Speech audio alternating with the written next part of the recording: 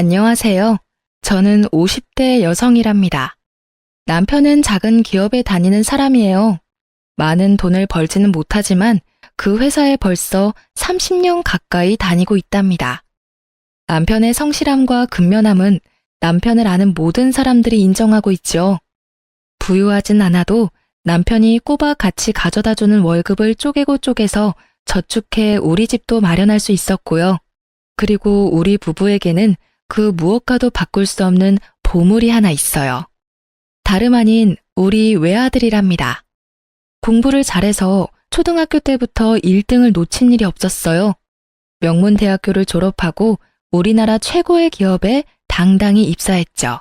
참, 시집에 대한 이야기를 먼저 하고 넘어간다는 것이 아들 자랑에 앞서 이렇게 되었네요. 오늘 드리고 싶은 말씀은 주로 우리 동서와 관련된 일이라서 이제 시집에 대한 얘기를 해드리려고 합니다. 시부모님이 아직 살아계시고 남편은 두 형제 중 맞이랍니다. 시동생이 있고 손아래 동서가 있죠. 제가 시집갈 당시 시집은 정말 찢어지게 가난했어요. 남편이 취직을 해서 그래도 끼니는 때우게 됐었지만 우리는 간신히 방 한 칸을 얻어서 살림을 시작해야 했었죠. 그런데 시동생이 시쳇말로 하면 장가를 잘 갔답니다. 동선의 친정아버지가 사업을 크게 하시는 부유한 집안이었거든요. 시동생이 동서의 친정아버지, 즉 시동생의 장인이 되는 분과 함께 사업을 운영하면서 돈을 좀 만지게 되었고 따라서 시집의 형편이 좀 피기 시작했어요. 그리고 이제는 그럭저럭 남한테 아쉬운 소리 안 하고 사는 정도가 되었죠. 시동생은 완전히 처가에 매여 있었고 동서에게는 입안에 혀처럼 굴었답니다. 그리고 가정에 지극히 충실하게 처신했고요. 동서는 자신의 친정이 부유하고 시동생이 자신의 아버지 사업체에서 일해서 시집을 돕는 것을 가지고 노골적으로 그리고 은근히 유세를 떨었답니다. 우선 시집에서 치르는 제사나 명절 등 시집의 행사 때 손 하나 까딱하지 않더라고요. 시집에 와서 며칠을 고생하는 저와는 달리 동서는 그것을 두툼한 돈봉투로 대신하더군요. 시부모님들께 돈봉투를 내밀고 세상의 최고의 효부라도 된 듯 아양을 떨더라니까요. 아버님, 어머님, 이 돈 가지고 이번엔 어디 온천에라도 다녀오세요. 다음번엔 제주도 가실 수 있도록 해드릴게요. 시부모 옆에 딱 붙어 앉아서 호맹맹이 소리를 내가며 하는 짓이 가관이었어요. 워낙 가난하게 사셨던 탓에 시부모는 그 돈봉투가 못내 반가웠나 봐요. 그래, 네가 효부다, 효부야. 온천 가야지, 암. 우리 둘째 며느리를 아주 잘 봤어. 얘 큰애야. 여기 과일하고 마실 것 좀 드려라. 나와서 일을 도우라고 해도 잠깐 나와서 일을 하는 둥 마는 둥 하다가 시부모가 있는 안방으로 다시 들어가 버리는 것이었어요. 자그마치 10년을 그렇게 살았네요. 혼자 일하는 게 너무 억울했지만 동서가 시부모 용돈 쥐어주는 것을 어찌 막을 도리가 없으니 그렇게 살았는데 점점 허리가 말을 안 듣더라고요. 파스를 붙였는데 잠시뿐이었고요. 아무래도 동서를 좀 손봐줘야겠다는 생각을 하고 있었는데 어느 해 추석 명절에 뜻밖의 일이 생겼죠. 그래서 동서가 매니큐어를 곱게 칠한 그 손을 물에 담글 수밖에 없게 되어버렸답니다. 재수가 없어서 그랬는지 재수가 좋아서 그랬는지 길에서 넘어져 오른손을 짚으면서 제 손목이 골절되었죠. 추석을 며칠 남기지 않았을 때 일이었답니다. 손을 쓸 수가 없으니 일을 할 수가 있나요? 결국은 그 얌체 동서가 독박을 쓰고 일을 혼자 다 하게 되었죠. 시부모는 오히려 저에게 핀잔을 주더군요. 조심성이 없어가지고서는 원. 평상시에 성질이 급하더니 내 그럴 줄 알았다. 명절날 아주 편하게 쉬게 되었구나. 아이고, 맏며느리라는 애가 그러고 있으니 차례상이나 제대로 차려질지 걱정이로구나. 시어머니 말씀대로 차례상은 엉망이었어요. 동서는 일이라고는 도무지 해본 것 같지가 않더라고요. 도대체 얼마나 대단하게 일을 하는지 부엌에서 계속해서 비명소리가 들렸어요. 아야, 아 뜨거! 등등 무슨 어드벤처 영화 같았죠. 그렇게 그 명절이 동서에게는 진탕 고생을 하는 명절이 되었어요. 동서는 손목에 깁스를 하고 앉아 입으로만 일을 감독하는 저를 아래 위로 째려보더라고요. 저는 속으로 아주 많이 고소해하고 있었어요. 동서는 혼자 그 일을 다 하면서 짜증이 날 때마다 시동생에게 화풀이 하는 것 같더군요. 시동생이 어쩔 줄을 모르더라고요. 시동생의 입장은 비록 이랬지만 시부모는 아들에게서 오는 넉넉한 생활비에 대단히 만족하는 것 같았어요. 그리고 명절 때마다 그리고 때때로 올 때마다 동서가 가져다주는 돈봉투에도 감동하는 것 같았죠. 시부모는 둘째네와 비교해서 저와 남편을 무시하기도 했답니다. 남편도 적지만 최선을 다해서 시집의 생활비를 보내고 있었어요.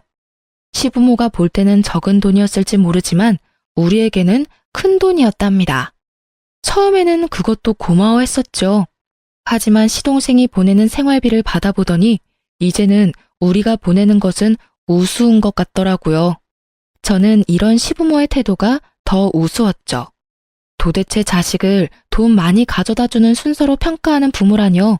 그냥 워낙 가난하게 살다가 돈이 생기니 그러나 보다 하고 생각하기로 했죠. 어쨌든 날짜가 흐르고 다음 명절을 맞이하게 되었어요. 그런데 이게 무슨 조화일까요?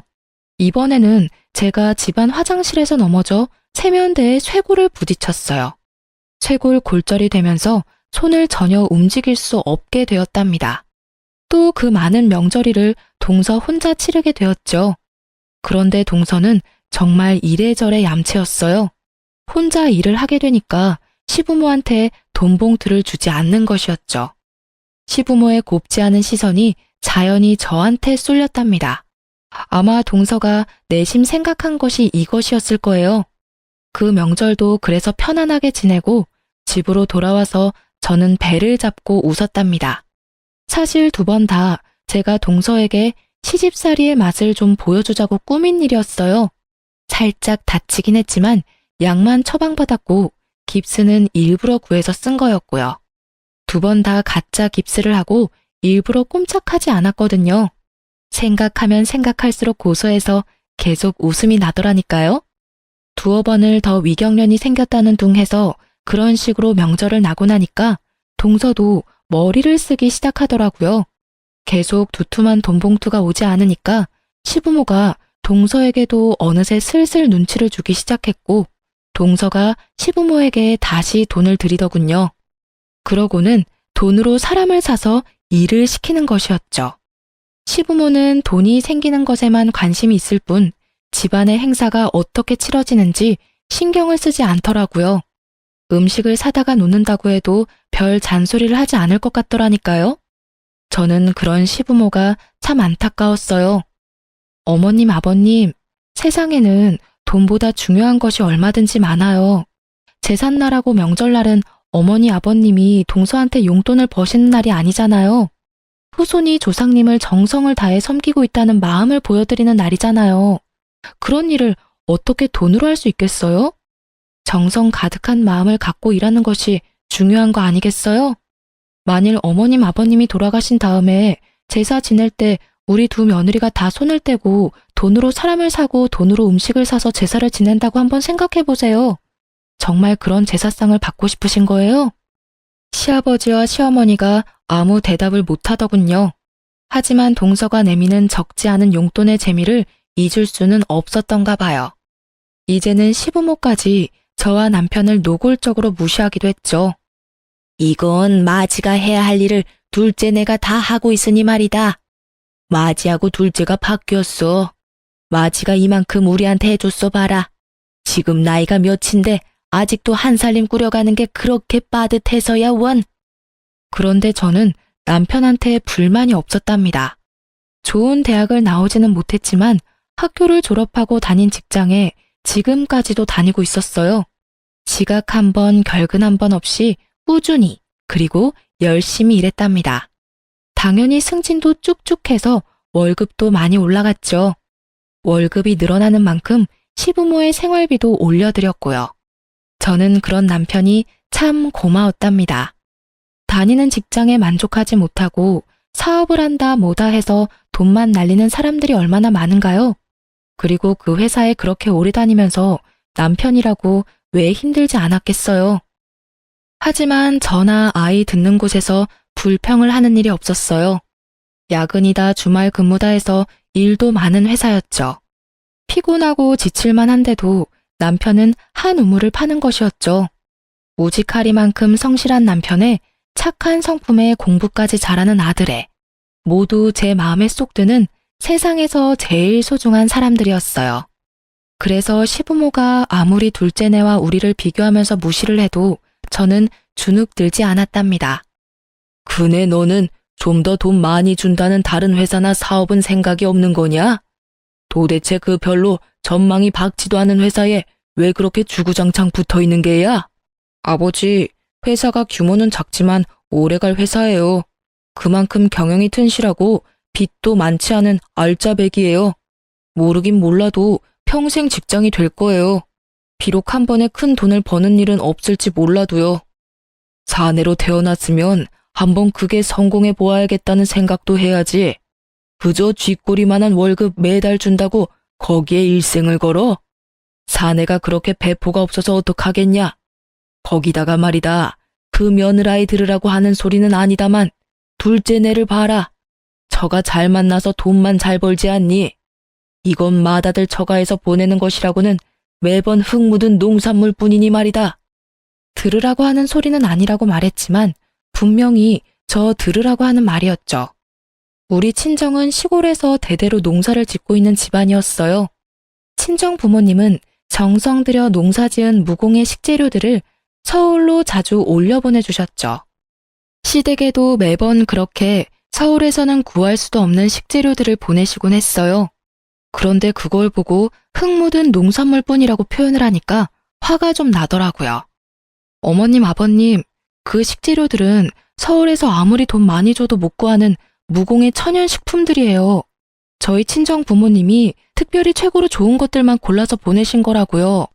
1년을 꼬박 지으신 농사예요. 거기 들어간 정성이 얼마인데요? 그걸 어떻게 돈으로 따질 수가 있나요? 누가 뭐라고 그랬니? 그저 사위한테 한몫 크게 도와주시는 처가도 많다. 그런 얘기였지. 그 며느라이 네가 왜 그렇게 발칵하는지 모르겠구나.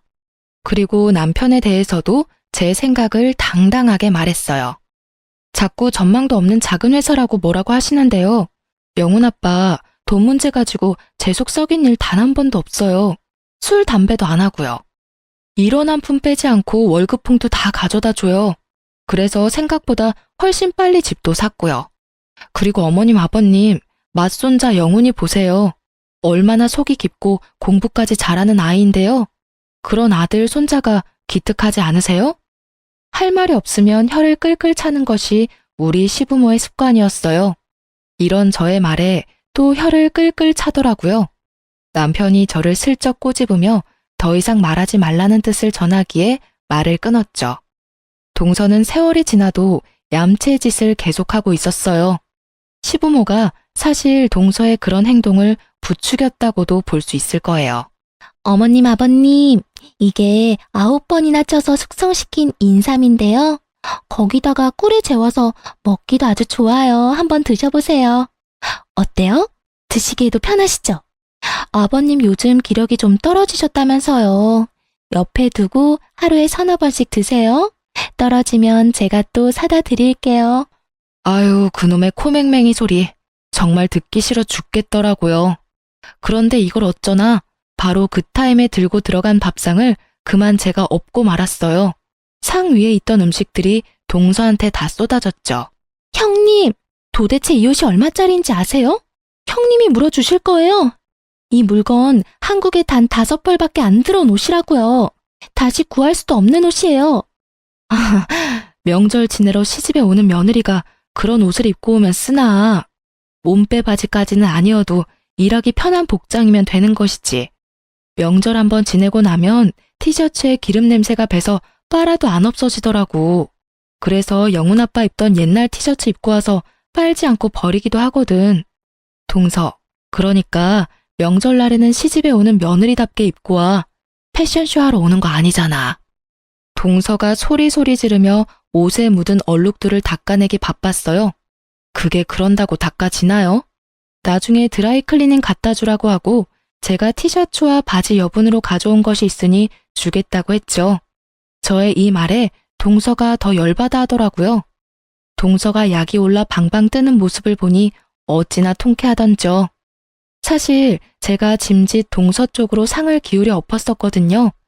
약이 단단히 오른 동서가 저를 칠 듯이 대들었고 시부모도 동서의 편을 들었죠. 너는 아무튼 조심성 없기로는 세계의 최고로구나. 길거리에서 넘어지고 집안에서 넘어지고 이제는 상까지 없고 집안의 가스불은 제대로 잠그고 다니니? 집에 불 내지 않을까 걱정이로구나. 아무튼 이 동서와 저는 세월이 지나도 친해질 기미가 없었답니다. 저는 제가 할 수 있는 최대한의 방법을 동원해서 동서의 얌체짓에 복수를 해주고 있었죠. 동서는 동서대로 여전히 돈을 앞세워 시부모의 환심을 사면서 시부모가 우리 집과 동서네를 비교하게 만들고 있었어요. 그리고 동서도 노골적으로 내지는 은근히 우리를 무시했죠. 그런데 그렇게 돈을 무기로 우리를 무시하면서도 동서가 한 가지 우리 집에 열등감을 가지는 일이 있었어요. 그것은 바로 아이들에 대한 문제였답니다. 동서는 아들 하나, 딸 하나를 두고 있었어요. 아들은 변호사를 만들고 딸은 피아노를 시키겠다나요? 그런데 변호사를 만들겠다는 아들아이가 공부에는 영 뜻이 없었어요. 이 아이한테 제 남편이 정말 좋아하는 일이 뭔지를 물었었나 봐요. 군아버지, 저는요, 축구선수가 되고 싶어요. 제가 학교에서 축구를 얼마나 잘하는데요. 손흥민 선수처럼 프리미어리그 축구선수가 되는 게 꿈이에요. 그런데 엄마한테 이런 말을 하면 큰일 나요. 그리고 피아노를 시키겠다는 딸아이의 취미도 다른 데 있었습니다. 왜 머리도 길고 옷도 정교한 인형들 있잖아요. 그것을 가지고 머리를 다듬고 옷을 갈아입히고 해서 보여주는 것을 보면 어찌나 예쁘게 만들어 놓는지 감탄을 뱉을 수밖에 없더라고요. 손재주가 어찌나 좋은지 한 번은 명절날 제 머리 고무줄이 끊어져서 어찌할 바를 모르자 어디선가 나무젓가락을 하나 구해오더니 그것을 비녀처럼 사용해서 예쁜 올림머리를 만들어주는 것이었어요.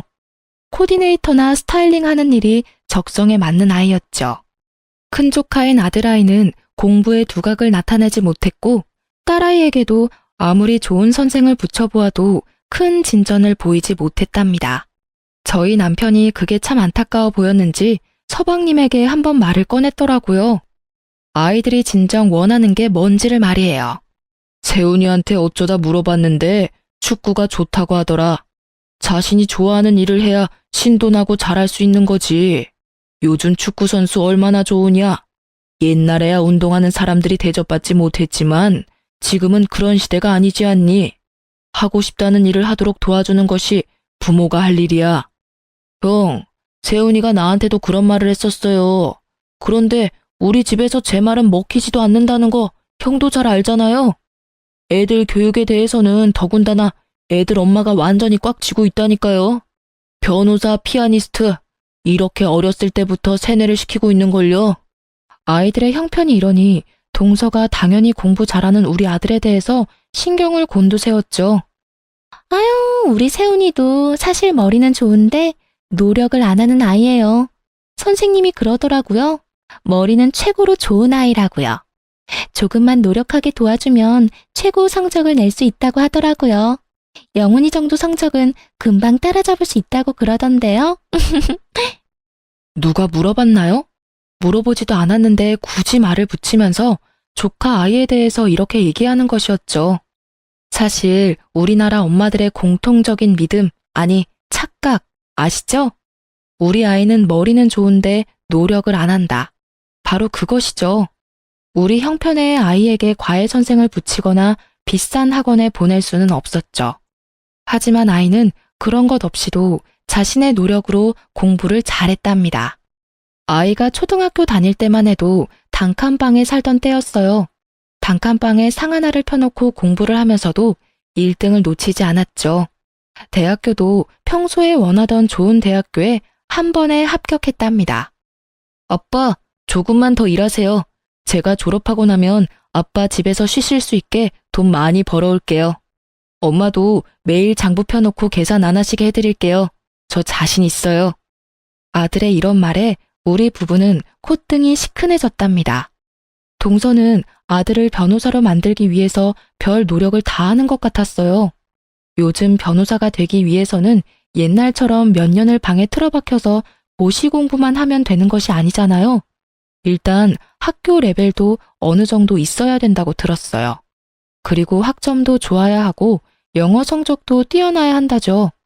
그리고 법학 적성 시험이라나 뭐라나 아무튼 생각할 수 있는 머리가 뛰어나야 잘 볼 수 있다는 시험까지 통과해서 로스쿨에 가야 한다죠. 그렇지만 축구 선수가 되고 싶다는 아이가 무슨 이런 공부에 재미를 붙이겠어요? 정말 하고 싶어 하는 것을 못하고 엉뚱한 곳에 매달려야 하는 조카 아이를 볼 때마다 마음이 좀 아팠어요. 결국 큰 조카는 지방에 있는 대학에 간신히 입학했고 작은 조카인 딸애는 대학엔 가기 싫으니 코디네이터를 양성하는 학원에 보내달라고 했대요. 동서가 펄펄 뛰며 반대한 것은 보지 않아도 비디오였어요. 동서는 어쨌든 이래저래 저와는 절대로 화합할 수 없는 사람이었답니다. 그렇게 우리 두 동서가 개와 고양이처럼 지내는 가운데 세월이 무심하게 흘렀죠. 아이들도 이제 장성했고요. 우리 영훈이는 대학을 우수한 성적으로 졸업하고 우리나라에서 최고라고 하는 기업에 당당히 입사했어요. 연봉 수준도 한국에서 3위 안에 드는 기업이라고 하더군요. 입사한 지 1년 만에 아들이 첫 자동차를 샀어요. 기념으로 제 아버지 회사에 가서 모시고 퇴근하겠다고 하더군요. 저까지 동승했죠. 사실 남편은 평생을 대중교통을 이용해서 출퇴근을 했답니다. 오늘은 아들이 운전하는 차로 퇴근하게 생겼네요. 일부러 미리 연락하지 않고 갔어요. 놀래켜줄 생각이었죠. 아니, 무슨 바람이 불어서 이렇게 둘 다 왔어? 영훈이 너 차 뽑았다고 하더니 벌써 나왔니? 오늘 우리 아들 덕에 지하철 안 타고 퇴근 한번 편하게 해보자꾸나. 아들은 나온 김에 여기저기 드라이브도 좀 하고 맛있는 것도 사주겠다고 하더라고요. 그렇게 해서 강남 쪽으로 가게 되었어요. 차가 좀 막히긴 했지만 아들이 산 첫 차를 타고 시내를 돌면서 정말 기분이 최고였답니다. 잠깐만요. 저 앞으로 작은아버지가 지나가신 것 같은데요. 제가 틀림없이 봤어요. 작은 엄마하고 같이 나오셨나 봐요. 전화해보세요. 근처에 계신 김에 제가 저녁 대접 같이 하게요. 남편이 시동생에게 전화를 걸었죠. 그리고 우리가 어디 있으며 영훈이가 가까이서 두 사람을 본 것 같으니 저녁을 산다고 했죠. 형, 영훈이가 잘못 봤나 봐요. 저 오늘 강남에 간 일 없는데요. 집사람한테 전화 걸어보세요. 집에 있을 거예요. 아무래도 아들이 비슷한 사람을 착각했던 모양이더라고요. 아니라는데 굳이 동서한테 전화를 할 필요가 없어서 우리 식구끼리 근처에서 맛있는 저녁을 먹고 집으로 돌아왔어요. 그런데 아들이 집에 와서까지 계속 자기가 본 사람이 작은아버지였다고 하는 것이었어요. 엄마, 정말 틀림없이 작은아버지였어요. 그다지 먼 거리가 아니었는데요. 숙모는 길 안쪽에 계셔서 잘 못 봤고 작은아버지는 확실히 본걸요. 쇼핑 가방을 많이 메고 계시던데요. 숙모하고 쇼핑이라도 나오신 것 같던데. 제 눈이 틀림없어요. 눈까지 마주쳤는걸요. 다음번에 동서와 어찌저찌해서 통화가 되었을 때 이 일을 말해주었죠. 동서도 자신은 그날 강남에 간 적이 없다는 것이었어요. 아들이 잘못 본 것이 틀림없었죠. 어머나, 영훈이가 이제 차를 샀다고요? 우리 애들은 20살 될 때 차 한 대씩 다 뽑아줘서 능숙하게 운전해요. 영훈이더러 운전 조심하라고 하세요. 운전 시작하고 나서 처음에 사고가 많이 난다니까요. 말도 참 예쁘게 하는 우리 동서였어요. 도무지 구제불능이었죠. 저는 이제 동서가 이런 식으로 말하는 일에 아무렇지도 않은 경지에 이르러 있었답니다. 알았네. 조심하라고 할게.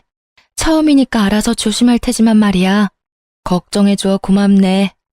아들이 받는 연봉은 우리의 상상을 훨씬 뛰어넘는 것이었죠. 하지만 연봉을 많이 주는 것이 결코 공짜는 아니더군요. 야근도 많았고 출장도 잦았어요. 일에 파묻혀 사는 아들이 걱정되었고 무엇보다도 이제 결혼할 나이였죠. 저렇게 일만 하다가 언제 결혼할 사람을 만나나 싶은 생각이 들더라고요. 아들의 나이가 홍기가 들어서면서 슬슬 걱정이 되고 있었답니다. 하지만 곧 무슨 소식이 있겠거니 하고 기다리고 있었죠. 그러던 중 드디어 아들이 정말 기쁜 소식을 들고 왔어요. 결혼하고 싶은 아가씨가 생겼다는 것이었죠. 우리 두 내외는 정말 뛸 듯이 기뻤답니다. 아들처럼 인류 기업은 아니지만 괜찮은 회사에 다니는 아가씨라더군요. 그런데 아들이 설명하는 그 아가씨의 집안 상황이 좀 마음에 걸릴 만한 것이었어요. 아버지와 어머니가 일찍이 헤어지셨다나 봐요. 그래서 어머니 혼자서 딸만 바라보고 사셨대요. 사별한 것도 아니고 이혼을 한 것이라니 마음에 걸렸답니다. 그리고 덧붙이는 말인즉 그 아가씨의 어머니가 곧 재혼을 할 것이라고 했어요. 오래전부터 만나온 사람이었지만 딸이 어릴 때 재혼을 하게 되면 상처가 될 것 같아 차라리 성장해서 엄마의 입장을 이해하게 될 때 결혼을 하겠다고 했다죠. 이 아가씨가 그 사람을 실질적으로 아버지라고 생각한다고 말도 들을 수 있었답니다. 얼마 후에 아들이 그 아가씨를 집에 데리고 왔어요. 참 예쁜 아이더라고요. 같이 식사를 하면서 조심해가며 집안 상황에 대해서 물었어요. 어머니와 아버지가 일찍 헤어지셨지만 새아버지 되실 분은 어머니가 워낙 오래전부터 만나오셨기 때문에 아버지에 대한 미련은 없다고 하더군요. 그러면서 새아버지 되실 분이 하는 사업이 잘 되어 부유하신 분이라고 덧붙였어요. 그리고 그 사업은 결국 제 아들이 물려받을 것이라고 했죠. 그런데 이 말은 덧붙이지 않는 것이 좋았겠다 싶었답니다. 마치 젊은 시절의 동서를 보는 것 같았고 그 집에 매여 사는 시동생 생각이 날 수밖에 없었거든요. 거기다 동서 때문에 돈 자랑하는 사람들에 대해서 아주 학지를 뗀 저였어요. 그런데 며느리감이 묻지도 않은 새아버지의 경제 상황에 대해서 이야기를 꺼내니 저도 모르게 표정이 굳어지더군요. 그런 저를 눈치챘는지 남편이 유쾌하게 분위기를 바꿔보려고 했어요. 아, 그래? 잘 됐구먼. 어머니께도 그동안 많이 힘이 되고 위로가 되셨을 테니까. 그러면 이번 결혼에도 그분이 혼주석에 앉으실 건가? 며느리감이 그럴 것이라고 하더군요. 그렇다면 그 전에 어머니가 먼저 결혼을 하실 것인지 제가 물어보았죠. 그랬더니 새아버지 되실 분이 사업상 정리를 하셔야 할 일이 많아서 그 정리가 끝나야 어머니와 재혼이 가능하다는 것이었어요. 사실 이것도 제 마음에 그다지 흡족한 대답이 아니었죠. 결혼 전이라면 그냥 남자친구인데 혼주석에 앉다뇨. 썩 내키는 혼처는 아니었지만 아들이 좋다고 하니 그쪽 집안 사정이 그렇다 해도 무조건 말릴 수 있는 일은 아니었어요. 집안 형편이 평범하지 않은 것이 계속 마음에 걸렸죠. 시부모에게 전화를 했죠. 시부모도 당연히 맏손주의 결혼에 관심이 컸기에 며느리감을 만나본 일을 전해야 했어요. 그리고 제 걱정거리에 대해서도 말했죠. 저처럼 며느리감의 성장 과정과 집안 환경에 대한 걱정이 크더군요. 그런데 이 이야기가 동서의 귀에 안 들어갔을 리가 없었죠. 어머나, 형님, 영훈이가 그 집 사업을 물려받는다면서요? 아주버님은 처가에서 받은 게 없으신데 영훈이는 그래도 아이가 똑똑하니 경제력 있는 장인을 만난 모양이네요. 아, 참, 장인이 아니라 장모의 남자친구라고 했던가요? 아유, 좋은 집안하고 혼사가 되었어야 했는데 사실 신랑 하나 똑똑하다고 좋은 집안하고 사돈 맺기가 쉽지는 않아요. 신랑의 집안이 좋아야지 좋은 집안하고 사돈이 되죠. 이 말에 제가 발끈해버리고 말았죠. 나는 우리 집안이 안 좋은 집안이라고 생각해 본 적 없어. 우리 영훈이는 누구보다도 훌륭한 아버지 밑에서 자라서 가정에서 아버지의 역할이 어떤 것인지를 잘 아는 애야. 그리고 영훈 아버지는 남의 신세 지지 않고 일확천금 바라는 일 없이 세상에서 제일 성실하게 살았다고 자부할 수 있어. 우리 친정에서는 영훈 아버지를 최고의 사위라고 생각하고 있고 말이야. 나는 사실 서방님이 처가에 매여서 자신의 의견 한번 제대로 말 못하고 그렇게 사시는 것이 더 안 돼 보였네. 동서가 이 말에 또 따박같이 말대꾸를 하더라고요. 그러면 우리 집에서 세훈 아빠를 종 대하듯이 했단 말인가요? 지금 하신 말씀은 그렇게 들리네요. 시집 와서 지금까지 형님을 볼 때마다 드는 생각이 말이에요. 말씀을 참 함부로 하세요. 제 속이 얼마나 긁혔는지 아세요? 뭐라고? 말을 함부로 해? 그게 아랫사람이 손윗사람한테 쓸 표현인가? 자네야말로 시집와서 돈봉투 뿌린 것 말고는 한 일이 뭔가? 하다못해 제사상 하나, 차례상 하나를 제대로 차려본 일이 없는 사람 아닌가 말이야. 그날은 이렇게 동서를 따끔하게 야단치고 전화를 끊었어요. 그런데 동서가 아주 나를 받은 사람 마냥 신이 났더라고요. 영훈이가 그렇게 똑똑하고 잘났다고 하더니만 결국은 그런 혼처를 만나게 되었다며 노골적으로 비아냥거리는 것이었죠. 하지만 저는 늘 그랬듯 주눅들지 않았답니다. 우리 아들이 판단을 했다면 그 판단을 일단 믿는다고 했죠. 그리고 결혼은 상대방의 사정을 자세히 알아보고 시킬 것이라고 했어요. 동서가 이렇게 신이 나 있는 사이에 아들의 결혼 이야기가 착착 진행되고 있었답니다. 저는 무엇보다도 그 새아버지 될 사람에 대해서 자세히 물었죠. 아들의 말로는 사업을 크게 하시는 분이라고 하는데 최근에 장기 출장이 잦아서 말만 들었지 아들도 아직 만나지 못했다는 거였어요. 그리고 아들에게 콕 집어서 물었어요. 설마 그 아버지 될 사람이 크게 사업을 한다니까 네 숙부처럼 그 집에 묶여서 그렇게 살 생각은 아니겠지? 라고요. 아들이 웃더라고요. 아들의 꿈은 지금 있는 회사에서 적어도 임원급 이상으로 승진한 다음에 은퇴를 하는 것이라고 못을 박더군요. 그러고 나서 그 경험을 토대로 장인의 사업을 물려받든 다른 사업을 하든 생각할 것이라고 했어요. 그 말을 들으니 안심이 되었답니다. 천금을 가져다 준다고 해도 아들이 시동생처럼 사는 것은 정말 싫었거든요. 시간이 흘러 드디어 상견례 날이 코앞에 다가와 있었어요. 아들의 말로는 아직 결혼을 하지 않았지만 어차피 실질적인 혼주가 될 사람이었기에 며느리감의 새아버지가 될 사람도 상견례장에 올 것이라고 했죠. 솔직히 마음에 들지는 않았어요. 아직 안사돈과 결혼도 안 한 사람이 바깥사돈 역할을 한다뇨.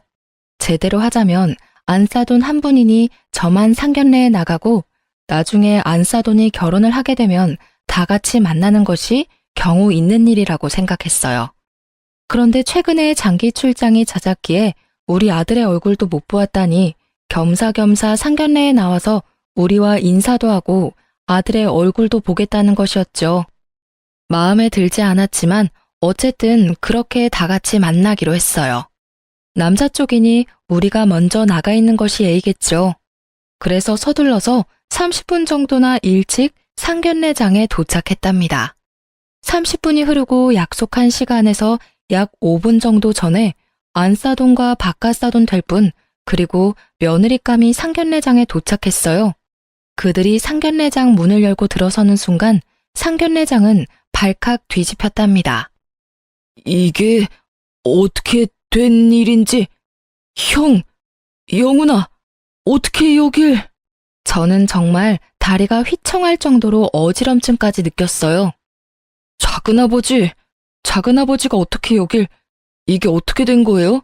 이분이 네 새아버지가 될 분이 정말 맞아? 도대체 이게 다 무슨 말씀들인가요? 작은아버지라뇨? 우리 새아버지 될 분이 어떻게 영훈 씨 작은아버지가 된단 말이에요. 이건 말도 안 돼요. 뭔가 잘못된 일일 거예요.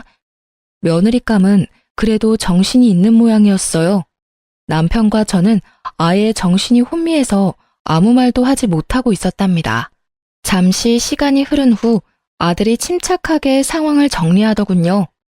여기 이분은 분명히 우리 작은 아버지셔. 그리고 네 새아버지 될 분이 맞다고 네가 분명히 확인했고, 그리고 장모님과 만난 지도 한참 됐다면서. 그렇다면 상황은 분명하네. 작은아버지, 이제 작은아버지가 상황을 설명해 주셔야 할 것 같은데요. 시동생이 거기서 무슨 말을 할 수 있었겠어요? 우물거리며 말을 잇지 못했고 고개를 들지 못하더군요. 그리고 더 이상 그 자리에 앉아있지 못하겠는지 일어서서 도망을 치듯 밖으로 나가버리는 것이었죠. 그러고는 그 자리에 다시 돌아오지 않았어요. 제가 안사돈에게 물었어요. 딱 한 가지만 여쭙겠습니다. 저 사람이 가정이 있는 사람인 걸 알고 만나셨나요? 아니면 가정이 있는지 모르고 속아서 만나셨나요? 이 말씀에 대한 대답은 꼭 들어야겠습니다. 안 싸돈 될 사람이 말이 없더군요. 말이 없었지만 저는 그 묵언의 뜻을 알아들을 수 있었어요. 적어도 안 싸돈은 가정이 있는 사람이라는 것을 알고 만났다는 것을 알 수 있었죠. 그리고 최근에 결혼을 급하게 추진하려고 했었다는 것은 이미 들어서 알고 있는 사실이었고요. 제가 아들을 일으켜 세웠어요. 예비 며느리가 흐느껴 울기 시작하더군요. 그렇게 상견례는 엉망이 되었고 아들과 우리는 집으로 돌아와서도 한동안 서로 대화 없이 천장만 보고 앉아 있었죠. 얼마나 시간이 흘렀는지도 잘 모르겠더라고요. 그런데 갑작스러운 전화벨 소리가 이 어색한 침묵을 깼죠. 형님, 그 대단한 사돈댁하고는 상견례 잘 끝내셨어요? 어머나, 그러면 이제 영훈이도 회사에 매여 있지 않아도 되겠네요. 장인 될 분이 크게 사업을 하는 사람이라면서요? 우리 세훈 아빠처럼 편하게 집안일만 운영하면 되는 거 아니겠어요? 동서, 내가 지금은 자네에게 할 말을 다 정리하지 못한 상태야. 내가 조금 있다가 아니면 며칠 있다가 다시 전화를 걸 테니 말이야. 전화는 꼭 할 거네. 해야 할 얘기가 있거든. 그때 궁금한 거 다 물어보고. 전화를 끊자 이어서 아들이 말하더군요. 자신의 결혼 문제와는 별도로 이 이야기는 작은 어머니한테 전해야 한다는 것이었죠. 저도 아들의 의견에 찬성했답니다. 결코 동서를 놀리거나 골탕 먹이려는 의도가 아니었어요. 이 문제는 동선의 집의 운명을 좌우하는 중대한 문제이기 때문에 아들의 의견에 찬성한 것이었죠. 그리고 얼마 전에 들은 말이 있었죠. 곧 동선의 아버지가 시작하시고 일구신 사업체의 명의까지 시동생에게 넘어갈 것이라는 이야기였어요. 지금까지는 경영만 했거든요. 정말로 우리 시동생을 나쁘게 생각하지 않으려고 했었어요. 결혼 전에 시동생의 모습도 머릿속을 스쳐 지나가더군요. 일하기 싫어하고 나태한 사람이었어요. 시아버님이 인물이 좋으신 분이었죠. 그 인물을 빼닮아 젊은 시절에 정말 여러 여자 울리던 사람이었답니다. 아들이 자신이 계획을 세워서 이 일을 정리하겠다고 말하고는 자기 방으로 물러가더군요. 아들의 마음이 지금 어떨까를 생각하니 마음이 찢어졌어요. 결국 아들이 이틀 정도를 고민하고 나서 우리에게 계획을 이야기하더군요. 아들은 우선 며느리감이라고 데려왔던 아가씨와 그 어머니에게 전화를 걸어 한 번은 더 만나야 하지 않겠느냐고 하더군요. 그쪽에서 망설이는 것 같더니 그러자고 하는 것 같았어요. 시내 모처로 두 사람을 불러냈죠. 그리고 아들은 정말 작은 어머니를 속이고 싶지는 않지만 지금은 그럴 수밖에 없는 것이 가슴 아프다고 하면서 동서에게 전화를 걸었어요. 엄마가 결혼 문제 때문에 작은 어머니와 의논할 것이 있으니 작은 어머니만 나오라고 했죠. 동서야 보나마나 가뜩이나 아들의 결혼 문제에 대해서 더 비아냥거려주고 싶어 했겠죠. 동서가 얼른 조카인 제 아들의 제안을 받아들이는 것 같았죠. 그리고 마지막으로 이 사태를 만든 주범인 시동생에게 전화를 하는 것 같더군요. 전화를 안 받는 것 같았어요. 하지만 시동생이 이 세상 모든 것에서 도망치지 않는 이상 회사나 집 밖에 있을 곳이 어디 있겠어요. 결국 아들이 작은아버지를 찾아내어 누가 모여있다는 말도 하지 않은 채 그 장소로 차에 태워 데리고 왔어요. 이제 관련된 모든 사람이 다 모인 셈이었죠. 여기가 도대체 무슨 자리인가요, 형님? 저는 형님만 계실 줄 알고 나왔는데 저 두 분은 잘 모르는 분들이네요. 혹시 며느님 되실 분하고 안싸돈 되실 분이세요? 그리고 곧이어 들어오는 시동생을 보고 동서가 의외라는 표정을 지었어요. 시동생은 모든 사람이 다 모여있는 것을 보고는 기겁을 하더군요. 예비 안싸돈을 다그쳐 언제 시동생을 처음 만났는지 물었어요. 20년 가까이 됐어요. 저 아이가 아직 어릴 때니까요. 이 사람이 늘 이혼하고 싶다고 했었어요. 지금은 그 집안의 머슴처럼 살고 있지만 언젠가 그 재산이 자기 것이 되면 이혼할 것이라고 했었고 요즘 들어 곧 그렇게 될 것이라고 했어요. 그래서 우리는 이제 곧 결혼하려고 했었어요. 눈치 빠른 동서가 이 이야기의 내용을 캐치한 것 같더군요. 잠시 얼이 빠진 듯 했던 동서가 시동생을 다그쳤어요.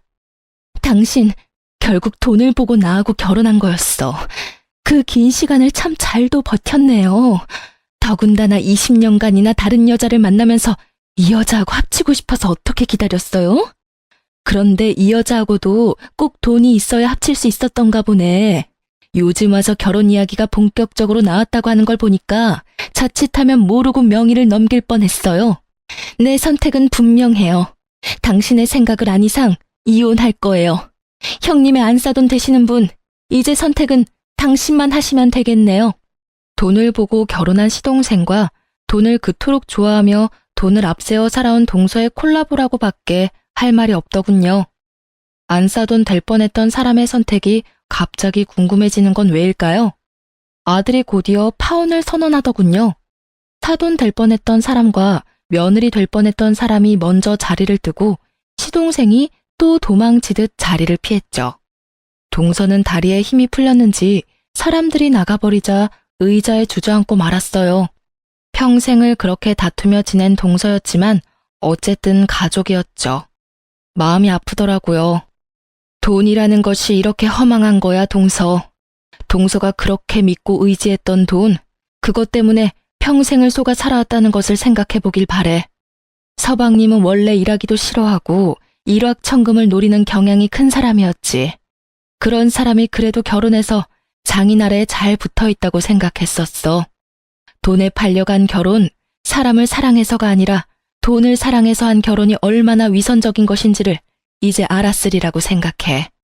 그렇게 허망한 돈을 믿고 시집에 대한 도리까지 돈으로만 해결하려 했던 잘못된 인성을 고치지 않으면 돈은 아마도 동서를 계속 속이고 말 거네. 동서가 이미 이혼을 선언했고 아들도 파혼을 선언한 마당이었어요. 시동생이 이혼만은 못하겠다며 매달렸다는군요. 하지만 동서는 매몰차게 이혼을 진행했다죠. 그리고 나중에 들은 이야기지만 시동생의 내연녀, 즉 며느리가 될 뻔했던 아이의 엄마는 시동생을 버렸다죠. 시동생에게 남은 재산이 거의 없다는 것을 알고 그랬던 것 같더군요. 동서가 우리 가족에게 남이 되는 날 시부모에게 큰 절을 한번 올리고 떠나더군요. 형님 말씀대로 제가 잘못된 생각을 가지고 살았고 그것이 결국 제 발등을 찧었어요. 그걸 이제야 알겠네요. 형님이 그걸 가르쳐 주셨어요. 내내 행복하시길 바랄게요. 이 말을 끝으로 동서는 우리 가족에게서 멀어져 갔답니다. 평생을 개와 고양이처럼 다투며 살았지만 그렇게 떠나는 동서의 뒷모습을 보니 아주 살짝 눈물이 나더군요. 제일 큰 걱정은 아들이 받았을 상처였어요. 아들은 한동안 말없이 회사와 집을 왔다 갔다 하더군요. 시간이 좀 필요하겠죠. 하지만 저는 아들을 믿는답니다. 공부를 잘했지만 책상에만 붙어있는 샌님으로 키우지 않았어요. 우리 아들 강한 아이랍니다. 그리고 곧 진정한 아들의 인연이 어디선가 나타나겠죠. 그날이 빨리 다가오기를 우리 내외는 기다리고 있답니다. 지금까지 저와 동서의 얽힌 이야기를 중심으로 우리 가족에 대한 이야기를 말씀드렸어요. 읽어주셔서 감사합니다.